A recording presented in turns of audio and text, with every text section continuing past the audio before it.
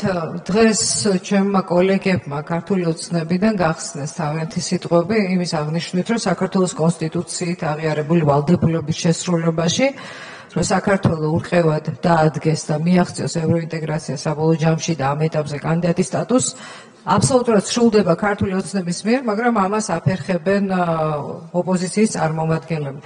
მე მინდა რამდენიმე, ესე ვთქვათ, განკარგულების ციტირება მოვახდინო. საქართველოს პრეზიდენტი ბულგარეთის რესპუბლიკაში 27-29 სექტემბერს წასვლას ითხოვს და უნდა გამართოს შეხვედრები ბულგარეთის რესპუბლიკის პრეზიდენტთან, პრემიერ-მინისტრთან და ასამბლეის თავმჯდომარესთან. პასუხი არის ძალიან მარტივი. საქართველოს მთავრობის 9 აგვისტოს განკარგულებით უარი ეთქვას 29 სექტემბერს ბულგარეთის რესპუბლიკაში წასვლაზე.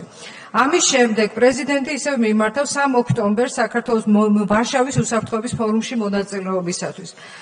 იგივე პრემიერ-მინისტრი და მთავრობა ამბობს, რომ უარი ეთქვას პოლონეთის რესპუბლიკაში წასვლაზე. კიდევ პრეზიდენტი მიმართავს 4-6 ოქტომბერს ბელგიის სამეფოში სამუშაო ვიზიტთან წასვლაზე, სადაც ტარდება ფესტივალი ევროპალია, რომელიც საერთოდ საქართველოს პრეზიდენტის ინიციატივით ხდება.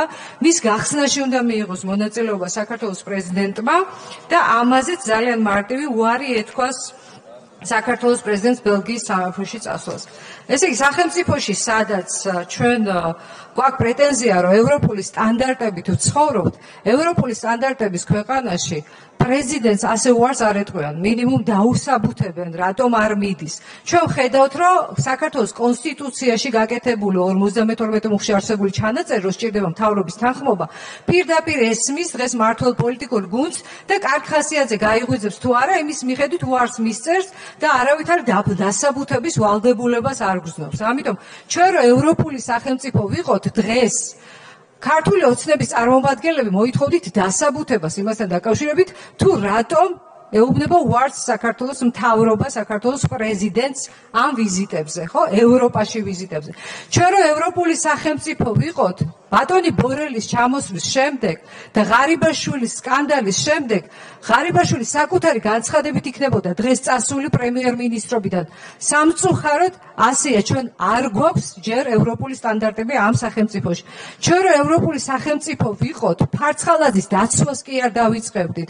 ფარცხალაძის საკითხი არ დადგებოდა და უსაფრთხოების სამსახური იქამდე გამოააშკარავდა ამ პრობლემას, სანამ სახელმწიფოს არ დაუდგებოდა პრობლემა ფარცხალაძის ერთი ადამიანის სახით. ერთმა ადამიანმა რამხელა პრობლემა შეუქმნა სახელმწიფოს, ამის გააზრება მე მგონი არ უნდა იყოს რთული, ხო? ჩვენ რომ ევროპული სახელმწიფო ვიყოთ, საქართველოს საკონსტიტუციო სასამართლოს კი არ მიმართავდით პრეზიდენტის იმპიჩმენტისათვის და კონსტიტუციის დარღვევისათვის. არამედ მაქსიმალურად დავეხმარებოდით, რომ საქართველოს ინტერესები დაიცვას ევროინტეგრაციის გზაზე და კანდიდატის სტატუსის მიღების გზაზე.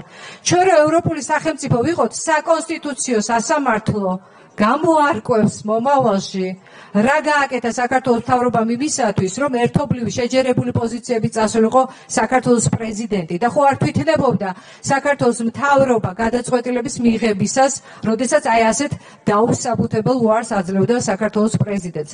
ეს სია ძალიან მცელი შეიძლება იყოს, რომ ჩვენ თუ ევროპული სახელმწიფო ვიყოთ, როგორ მოვიქცეოდით, მაგრამ მოვა დრო, რომ ჩვენ ნამდვილად მოვიქცევით ისე, როგორც ევროპული სახელმწიფო და ყველაფერი მიიღებს პასუხს იმაზე, რასაც აფუჭებს დღეს ქვეყნის მომავლისთვის. მადლობა დიდი. ბატონი არმაზ ახვლედი არის, შემდეგ ბატონი გეორგი ვაშაძე, შემდეგ ქალბატონი მარიამ ლაშხი.